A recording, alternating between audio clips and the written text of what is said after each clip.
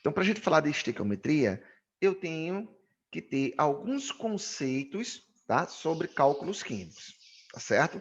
Porque estequiometria nada mais é do que a relação entre reagentes e produtos de uma equação química, de uma reação química, tá certo? Eu posso relacionar um reagente com reagente, um produto com produto, um reagente com um produto, tá? E o que deles? Eu posso relacionar massa, mol, volume, número, né, número de mols, número de moléculas, número de átomos. Aí o que vai me dizer isso, o que eu vou fazer, é o enunciado do problema. Mas antes disso, eu tenho que saber algumas definições, tá? Para que eu possa aplicar na relação estequiométrica, tá certo? E aí a gente vê essa parte de cálculos químicos, que está abordado no nosso módulo. Se for acompanhando aí, você vai ver.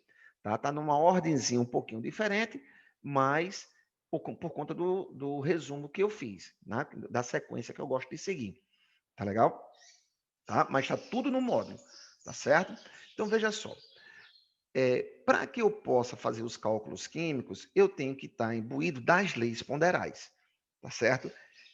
E duas delas eu não posso passar de forma alguma desse módulo sem estar dominando com bastante habilidade, que é a lei de Lavoisier, tá?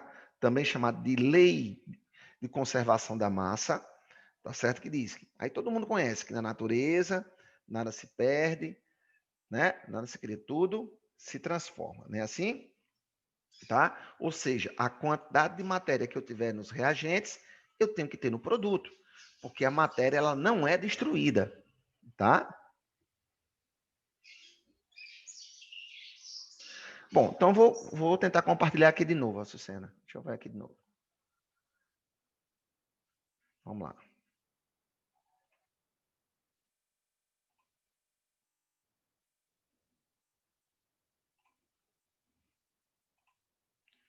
Tá aparecendo agora?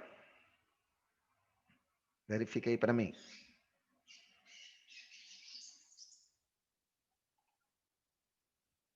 Beleza, né? Então agora tá ok. Valeu.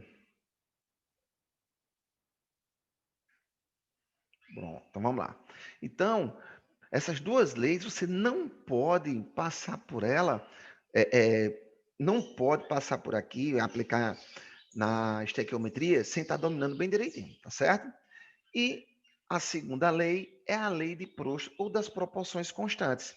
Quando uma substância se forma, as suas proporções se mantêm. Veja, por exemplo, o caso da molécula da água, que foi o exemplo que eu coloquei aqui, tá? Aliás, água. Veja que para formar uma molécula de água, eu preciso de 2 átomos de hidrogênio e um de oxigênio. Eu posso ter 1 trilhão de bilhões de átomos de hidrogênio. Se eu só tenho um átomo de oxigênio, eu só consigo formar uma molécula de água. Entende? Então, quando uma substância se forma, as suas proporções se mantêm. Então, para que eu possa formar 2 moléculas de água, eu tenho que ter 4 átomos de hidrogênio e 2 oxigênios. Para que eu possa formar 3 moléculas de água, eu tenho que ter 6 átomos de hidrogênio e 3 de oxigênio. Beleza? Se essas proporções não tiver, ela só se forma nas proporções devidas. Não tem como. Tá? Certo? E a lei volumétrica que diz, né, que 1 mol de qualquer gás nas condições normais de temperatura e pressão, né, ocupa 22,4. Mas isso é mais na frente, tá? Os volumes também se existe a proporção, tá? Então veja esse exemplo. Observe, ó, aqui está apenas demonstrando a primeira lei, que é a lei de Lavoisier, a lei de conservação da massa. Observe, ó, que reagiu óxido de cálcio com água, produzindo hidróxido de cálcio, uma substância completamente diferente das primeiras. Mas veja que em termos de massa, né, não houve alteração. Observe que a massa do produto, que é de 74 gramas, é igual à soma das massas dos reagentes, que também é 74 gramas. Então, a matéria, ela nem é destruída, nem é criada, ela é transformada, tá? Mas em quantidade de matéria permanece a mesma, a massa permaneceu a mesma, tá? Então, veja este segundo exemplo, olha só. Uma das alternativas para diminuir a quantidade de dióxido de carbono liberada para a atmosfera consiste em borbulhar esse gás em solução aquosa de hidróxido de sódio. A reação que ocorre pode ser representada da seguinte forma: dióxido de carbono, hidróxido de sódio, carbonato de sódio e água. Sabendo que 44 gramas de carbonato reagem com hidróxido de sódio, formando 106 gramas de sódio e 18 gramas de água. Qual é a massa de hidróxido de sódio necessária para que o gás carbônico seja totalmente consumido? Ora, a aplicação da lei de Lavoisier. Veja só, não é? 44 gramas de dióxido de carbono produz 106 gramas de carbonato de sódio, 18 gramas de água, tá? Então, ele quer saber a massa de hidróxido de sódio. Ora, conservação da massa. A massa do produto tem que ser igual à massa dos reagentes. Se eu tenho 124 gramas no produto, tenho que ter 124 gramas nos reagentes. Então, X tem que ser um valor que somado com 44, não é? Dê 124, nesse caso 80.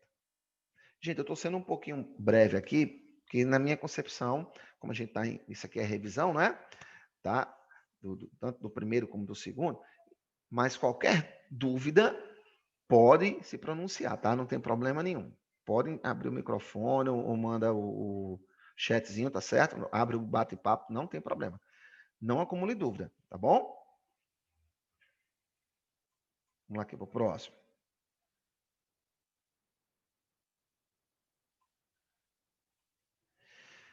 Veja, né? Nesse caso aqui, cadê? Isso.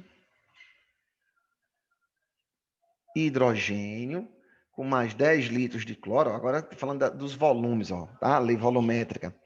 Dando 20 litros de cloreto de hidrogênio. Então, veja, ó, tá? Se você quiser saber a proporção, né? Em termos de volume, observe que vou dividir tudo pelo menor entre eles. Aí eu vou obter números inteiros, né? Então, veja que a proporção aqui é de para cada 1 litro de hidrogênio, 1 litro de cloro produz 2 litros de cloreto de hidrogênio. Semelhante à lei das proporções constantes, tá? Bem, essa parte de determinação de fórmulas é interessante também, porque às vezes é necessário que, para a gente chegar na fórmula molecular, ele fornece para a gente fórmula mínima, fórmula percentual, tá? E aí é necessário que eu saiba chegar na fórmula molecular partindo da fórmula mínima ou da fórmula percentual. A fórmula molecular indica para nós as quantidades reais, né, dos átomos que constituem a molécula, certo?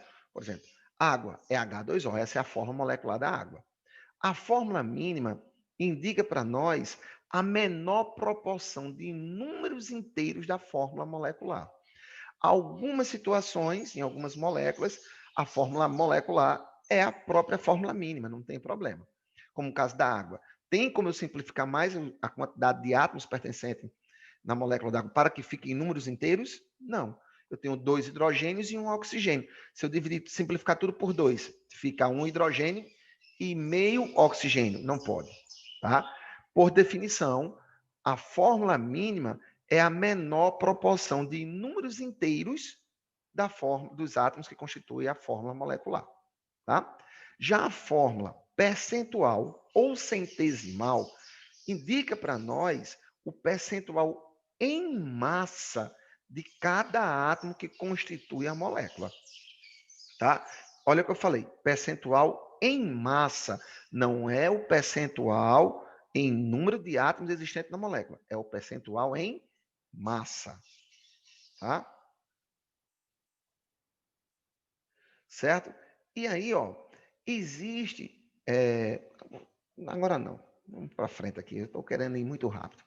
Tá? Veja o exemplo. Fórmula molecular C2H6. Tá? Então, eu tenho. Vamos determinar a sua fórmula percentual. Observe o seguinte: primeira coisa que eu faço é determinar a massa de toda a molécula do C2H6. Fazendo isso, a massa de toda molécula corresponde a 100%. E aqui é muito fácil, né? É a massa do carbono vezes 2, mais a massa do hidrogênio vezes 6, vai dar 30. Então, 30 corresponde à massa de toda molécula, então corresponde a 100%. Vou determinar o percentual em massa do carbono.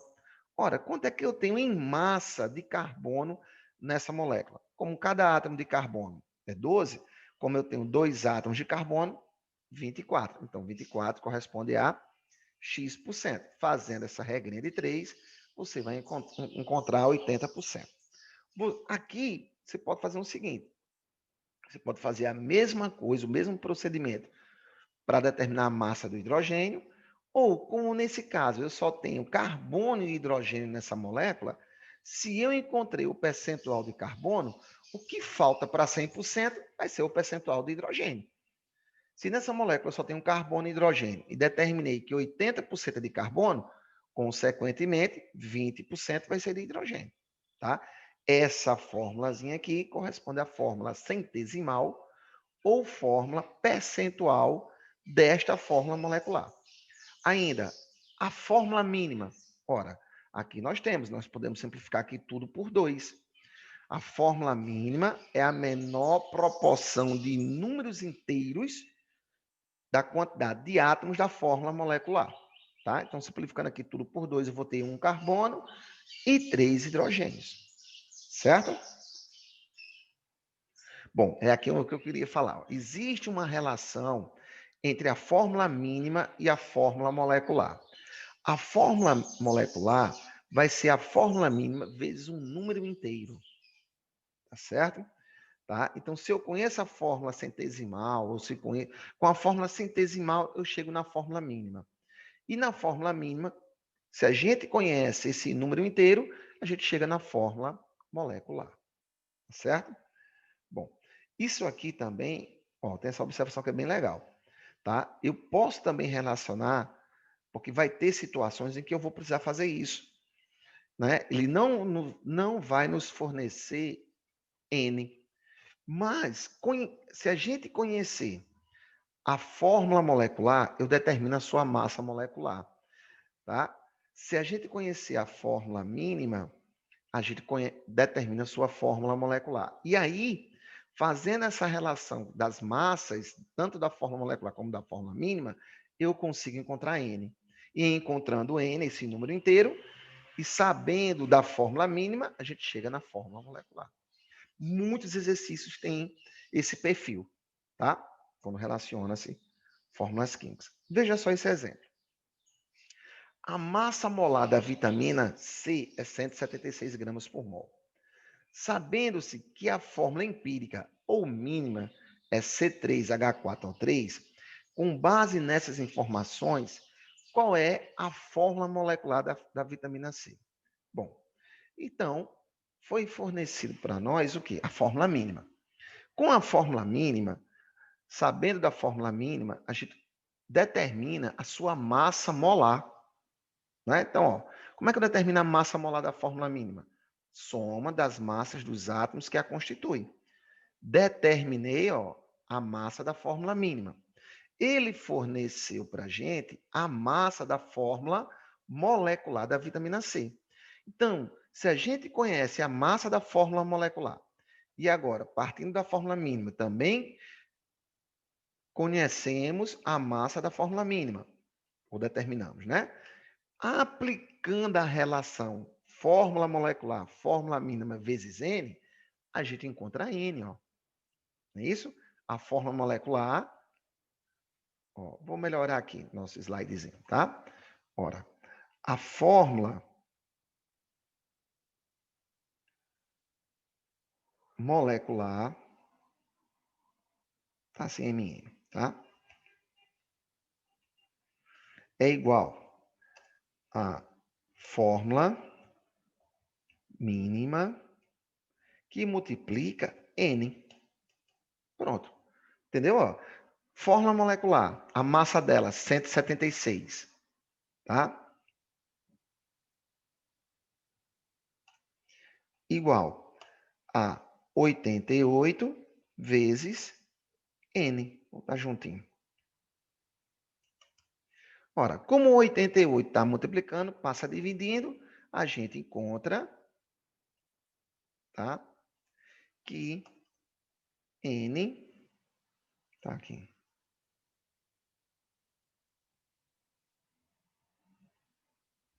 Fazer bonitinho para ficar legível, né?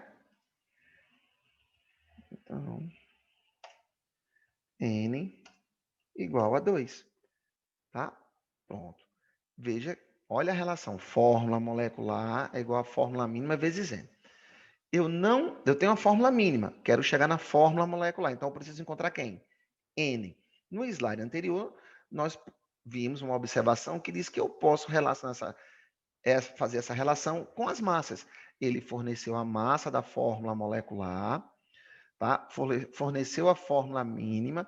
Com a fórmula mínima, a gente chega na sua massa molar. E aí, se eu conheço a massa da fórmula molecular, a massa da fórmula mínima, eu encontrei N. Encontrando N, agora a gente faz essa mesma relação. Ó, fórmula molecular é a fórmula mínima vezes N. Quem é a fórmula mínima? C3H4O3 vezes N, que nós encontramos, que é um número inteiro. Tá? Então, a fórmula molecular da vitamina C é C6H8O6. Muitos exercícios você vai se deparar com esta relação, com esta situação. Chegar na fórmula molecular partindo da fórmula mínima, tá certo? Tem outra também, que é quando, em vez da fórmula mínima, ele fornece para a gente a fórmula percentual ou centesimal. Então, aí da fórmula centesimal ou percentual, a gente chega na fórmula mínima. Na fórmula mínima, a gente faz essa mesma coisa aí, ó, mesma relaçãozinha, e chega na fórmula molecular. Tá? Aplicando alguns exemplos aqui das leis ponderais, tá certo? Ao se passar uma corrente contínua na água, que é a eletrólise, ela é decomposta em seus constituintes, hidrogênio e oxigênio. Os dados experimentais mostram que as massas dessas duas substâncias sempre estarão na mesma proporção de 1 para 8, seguindo a lei ponderal de Proust. Essas reações também seguem a lei de Lavoisier, isto é, a massa no sistema permanece constante. Com base nessas leis, indica a alternativa que traz os respectivos valores das massas em gramas que substituiriam corretamente as letras A, B, C e D nos experimentos. Bom, nem sempre o enunciado é tão generoso de já nos fornecer, nos lembrar a definição da lei de Lavoisier e da lei de Proust, tá? Mas aí, de tanta gente aplicar, a gente não pode esquecer isso, né? Lei de Lavoisier, conservação da massa, lei de Proust, lei das proporções constantes. Então, a tabelinha mostra que no primeiro experimento, para determinar a massa de A, basta aplicar a lei de Lavoisier. A massa do que tenho no produto tem que ser igual à massa do reagente. Então, veja que no produto eu tenho 0,5 gramas de hidrogênio e 4 gramas de oxigênio. Então, A vai ser 4,5. Observe que do primeiro para o segundo experimento, o que foi que aconteceu com a massa de A? Dobrou, não é? E olha com a massa de oxigênio, dobrou também. Ó, lei das proporções constantes. Se eu tenho o dobro da massa do reagente, eu tenho que ter o dobro da massa do produto. Então, B vai ser igual a 1, que o dobro de 0,5 é 1. Tá? Observe que no terceiro experimento, ó, eu tenho a massa de água, tá? Você pode usar aqui as duas situações, né? Tá? Né? Que dobrou. A massa de hidrogênio dobrou. Consequentemente, a massa de oxigênio também vai dobrar, vai dar 16. Né? E, por último, a soma das massas do produto tem que ser igual à massa do reagente. Né? Então, aqui vai dar 99,99. Alternativa A. Tá? Não nem? 2. Considere as seguintes reações químicas que ocorrem em recipientes abertos, colocados sobre uma balança. Reação de bicarbonato de sódio com vinagre em um copo. Queima de álcool em um vidro de relógio. Enferrujamento de um prego de ferro colocado sobre um vidro de relógio. Dissolução de um comprimido efervescente em um copo com água. Em todos os exemplos, durante a reação química, a balança indicará uma diminuição da massa, exceto em... Ó, no 1, tá? Nós temos o acetato de sódio com água, não é? Como um dos produtos é gás, o que vai acontecer? Vai ter a perda de matéria. Então, ele não vai haver o quê? Vai haver uma diminuição. Então, é falso. Ele quer que a gente determine, ó, durante indicará uma diminuição contínua, exceto em. Ele quer saber em qual não vai diminuir a quantidade de matéria. Tá? 2. Combustão. Toda combustão, toda queima, tá? Libera gases. Se libera gases, a quantidade de matéria vai diminuir. Não vai ficar na balança, então vai diminuir lá a indicação de massa. Não é? 3. Ora, o que vai acontecer aqui? Quando o ferro, os processos de oxidação dos metais, o ferro é um deles, né, reage com quem? Com o oxigênio que está presente no ar. Então, eu só tinha ferro lá na balança. Começou a reagir com o oxigênio que está no ar. Eu passei a ter o quê? Um ganho aí, né? Formou óxido de ferro. Então, aí, em vez de diminuir, vai haver um aumento de massa. Tá?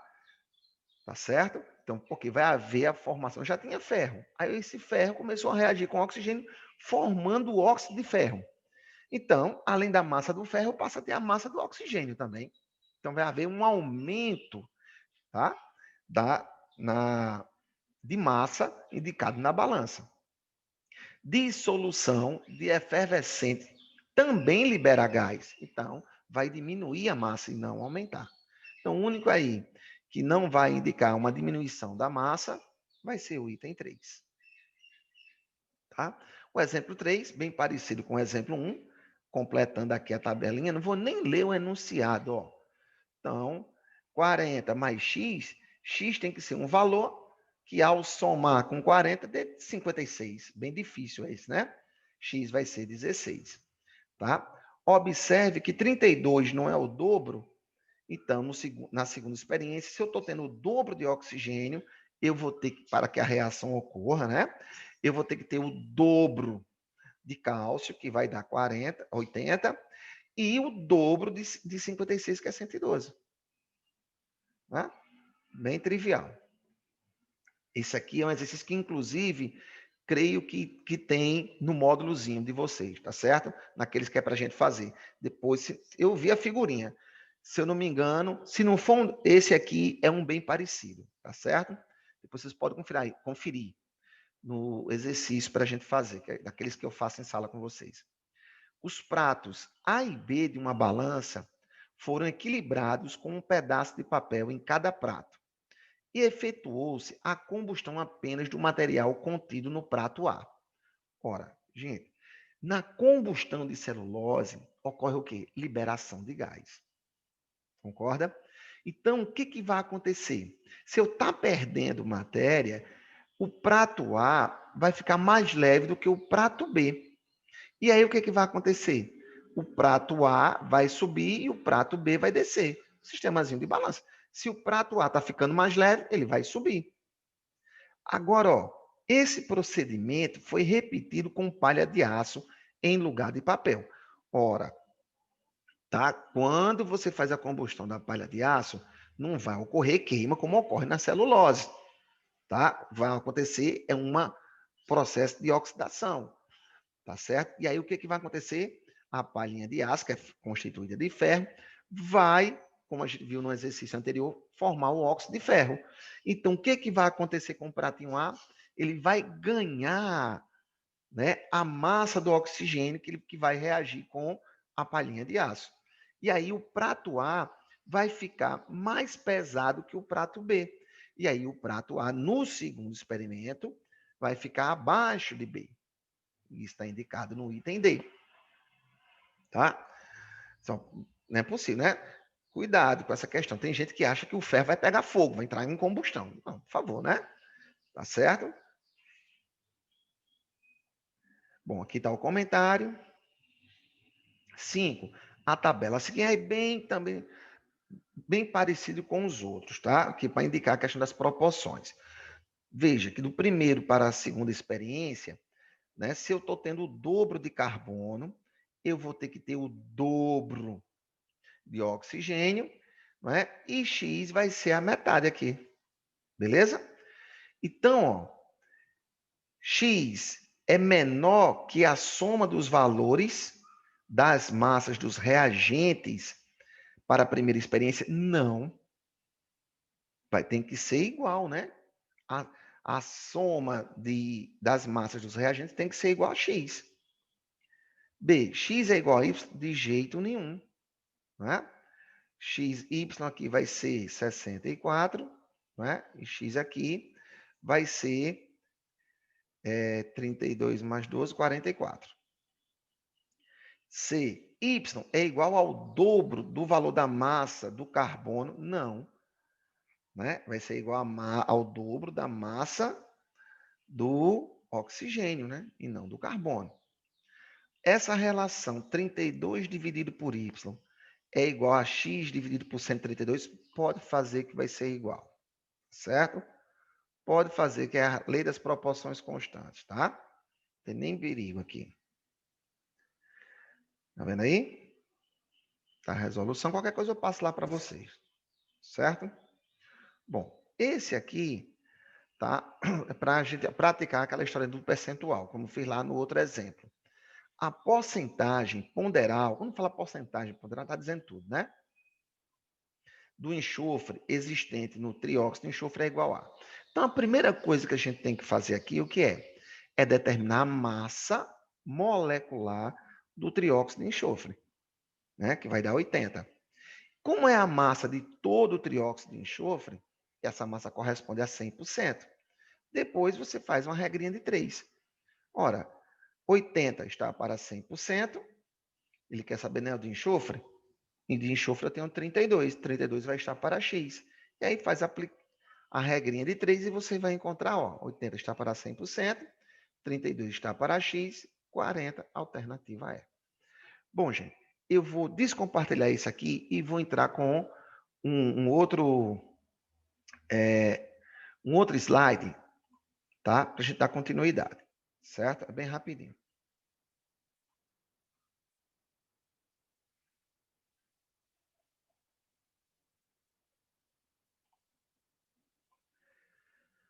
Pronto. Estão visualizando aí? Tá, Sucena, visualizando? Certinho?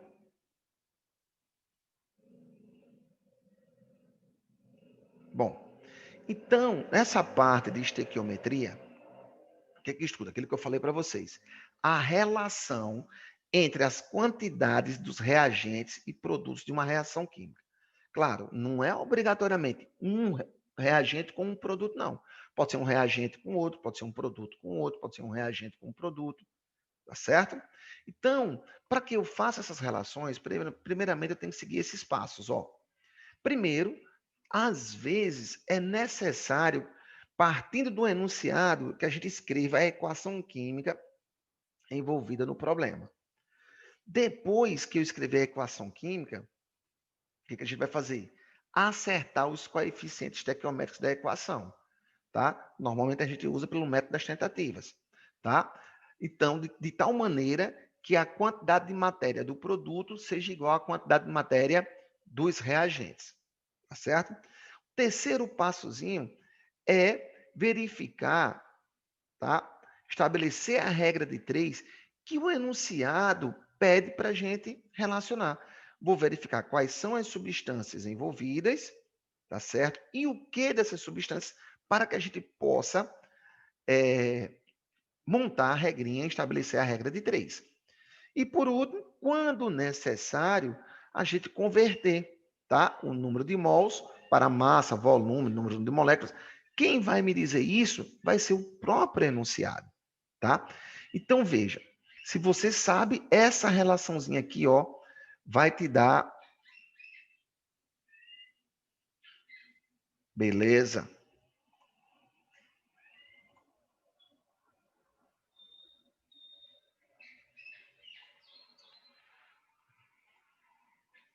Apareceu agora?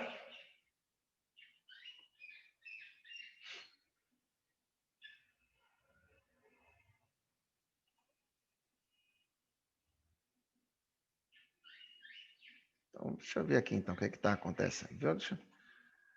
Então, deixa eu fazer aqui.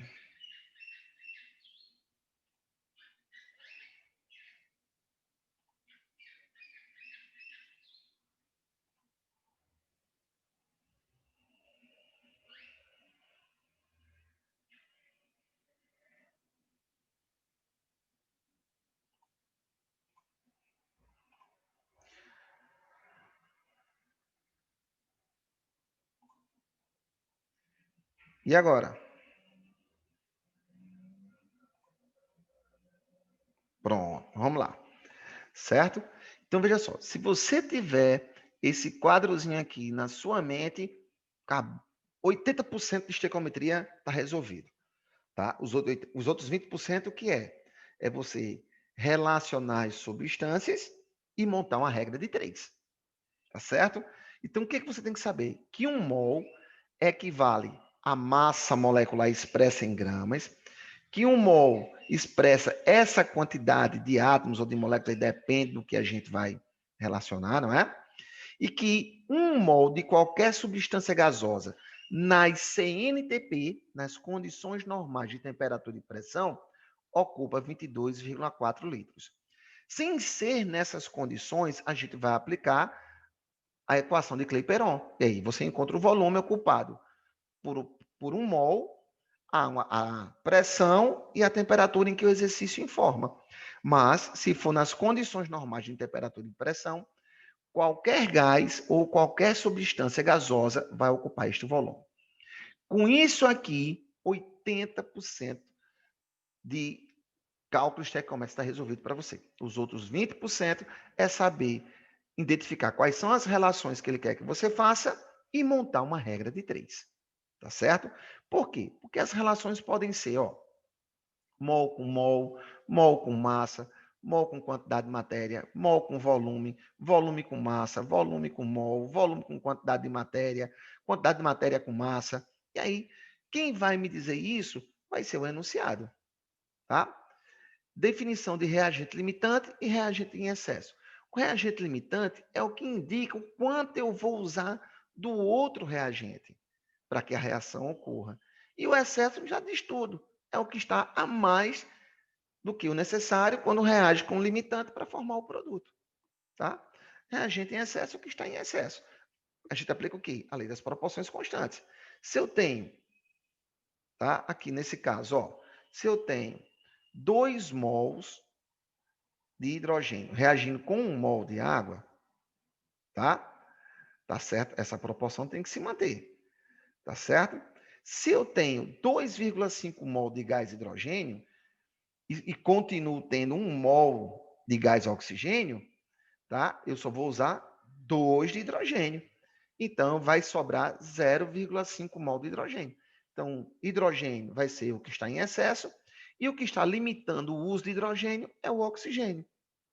Sem mistério. Tá? Nós vamos dizer que uma reação ocorre com 100% de rendimento quando todo reagente se converte em produto. Tá? Então, quando todo reagente se converte em produto, a reação ocorreu com 100% de rendimento. Tá? Bom, aqui tem alguns exemplos.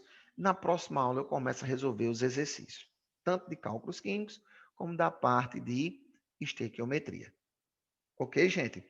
Vou esperar só um minutinho, não saiam agora, porque eu vou precisar fazer a frequência, tá? É bem rapidinho.